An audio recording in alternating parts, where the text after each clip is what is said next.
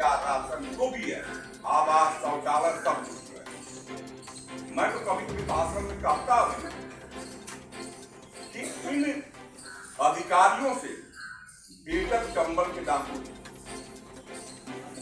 डाकू अमीर को लूटते थे, गरीब को बांटते थे। और ये अधिकारी जो हैं गरीब को लूटते हैं, अमीर देते हैं, अमीर लेते हैं। ये अंतर है।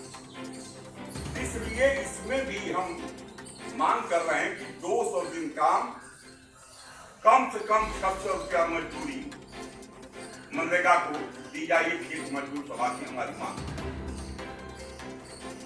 आवास में हम मांग कर रहे हैं 1,20,000 में बताइए इतना ईंटा पड़ गया, सील का दाम बढ़ गया, सीमेंट का दाम बढ़ गया, लेबर का दाम बढ़ गया, सारी चीजें का दाम बढ़ गया। महंगाई अपनी चरम सीमा पर। 1,20,000 में कौन सा आवास बने? इसलिए हमारी मांग इस मजदूर सभा की है कि कम से कम 5 लाख आवास के लिए दिए जाए। कम से कम, इससे अधिक भी दे सकते हैं तो दे। जैसे केरला के अंदर 10, जहां हमारी सरकार की हम बात कर रहे हैं, केरला के अंदर 9-10 लाख रुपया दे रहे हैं।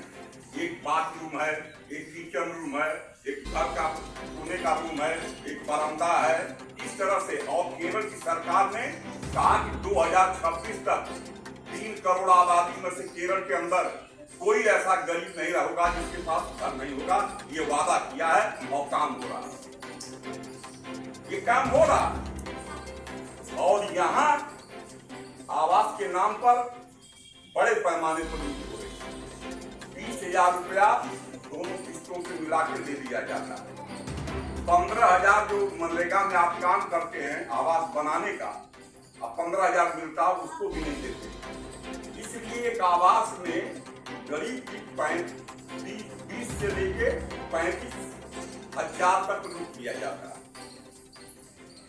तो 1 लाख उसको मिलता है जिसमें वो घर बनाता है। उसमें अगर पीने खाने वाला तो वो भी खा गया। अगर वो